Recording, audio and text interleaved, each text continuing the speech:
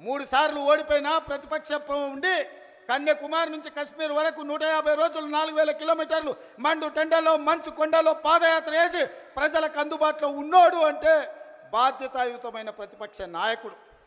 అధికారంలో ఉంటే దోసుకుంటా, ప్రతిపక్షంలో ఉంటే ఫామ్ హౌస్లో వండుకుంటా. ఇదా నీ విధానం?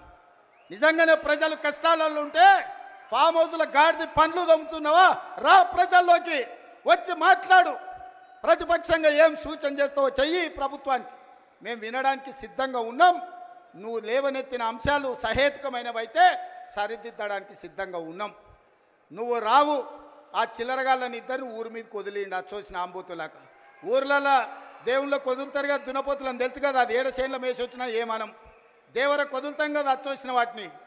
దేవరకు వదిలే ఓ రోజు బలి ఇస్తారు. ఆ ఇద్దరిని అచ్చోసిన వాళ్ళలాక ఊరి మీదకి వదిలి ఈరోజు ఏది పడితే అది మాట్లాడుతున్నారు. ఏమన్నా అర్థం పర్థం ఉందా? ఒక్కసారి ఆలోచన చేయండి మిత్రులారా. ఇంకా ఆ పక్కన లావు మనగాళ్ళు లడాయిపోతే వెనకాల 3 నూకుడు మనగాళ్ళంట. ఆయన కిషన్ రెడ్డి అనట ఆయన ఇంకొక ఆయన ఉన్నాడు. కేటీఆర్ ముందు రోజు మాట్లాడతాడు, రెండో రోజు కిషన్ రెడ్డి మాట్లాడతాడు. మనం గుజరాత్లో Sabarmati river development front Modi గారు అభివృద్ధి చేస్తే సపోర్ట్ కొడతాడు. మా మోడీ చూడు గుజరాత్లో గొప్పగా చేసిండని.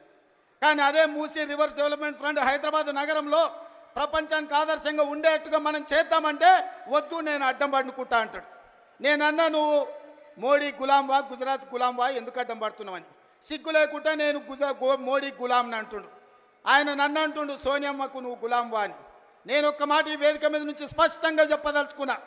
60 ఏళ్ళ ఆకాంక్ష, 1200 మంది బిడ్డల ఆత్మ బలిదానాలు జరిగిన తెలంగాణ రాష్ట్రం రాకపోతే కన్న తల్లిగా గొప్ప మనసుతో ఆంధ్రప్రదేశ్లో పార్టీ చచ్చిపోయినా ఈ తెలంగాణ రాష్ట్రాన్ని ఇచ్చిన సోనియమ్మ మా అమ్మ, సోనియమ్మ మా అమ్మ, మా 4 కోట్ల తెలంగాణ బిడ్డలకు కన్న తల్లి. ఆమెకు ఊడిగం కాదు, ఆమె కాళ్ళు గడిగి ఆ నీళ్లు నెత్తి మీద చల్లుకున్నా అది తక్కువనే అవుతుంది. కిషన్ రెడ్డి ఇప్పటికైనా నీ పాపాలు కడుక్కోవడానికి రా. సోనియమ్మ కాళ్ళు గడిగి మన ఇద్దరం నెత్తి మీద చల్లుకుంటే మోడీకి ఊడిగం చేసినందుకు కొంతైనా నీకు ప్రక్షాళన జరుగుద్ది అంటున్నా.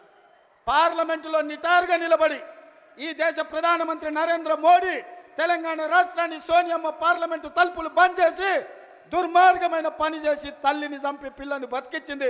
తెలంగాణ రాష్ట్ర ఏర్పాటునే అపహాస్యం చేసిన నరేంద్ర మోడీ తెలంగాణ ద్రోహి. అలాంటి తెలంగాణ ద్రోహికి నువ్వు బానిసవై గులామువై నువ్వు గుజరాత్ పోతే నువ్వు గుజరాత్ పోయి గార్దులను కాసుకో. కిషన్ రెడ్డి, ఈ తెలంగాణలో ఒక్క నిమిషం కూడా నీకు ఉండడానికి అర్హత లేదని నేను చెప్పదలుచుకున్నా. ఇన్ని రోజులు నువ్వు అంటే గౌరవ మర్యాద ఉండే, అందుకే మాట్లాడేటప్పుడు ఆచితూచి మాట్లాడేటువంటి కిషన్ రెడ్డి గురించి. కానీ కిషన్ రెడ్డి మీద ఉన్న గౌరవం నాకు 100% పోయింది.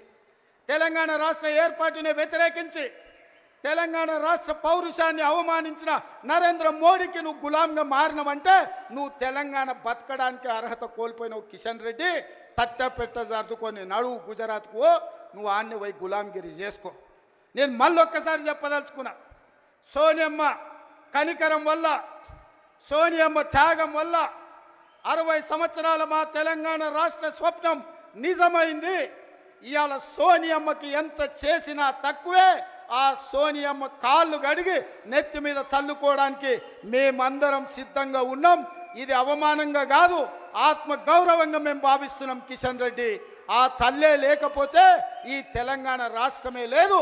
ఈ తెలంగాణ రాష్ట్రంలో ఆత్మ గౌరవంతో ఇంత వేలాది మంది మనం సభ జరుపుకునేటోళ్ళం కాదు. కిషన్ రెడ్డి, ఇప్పటికైనా తెలుసుకో.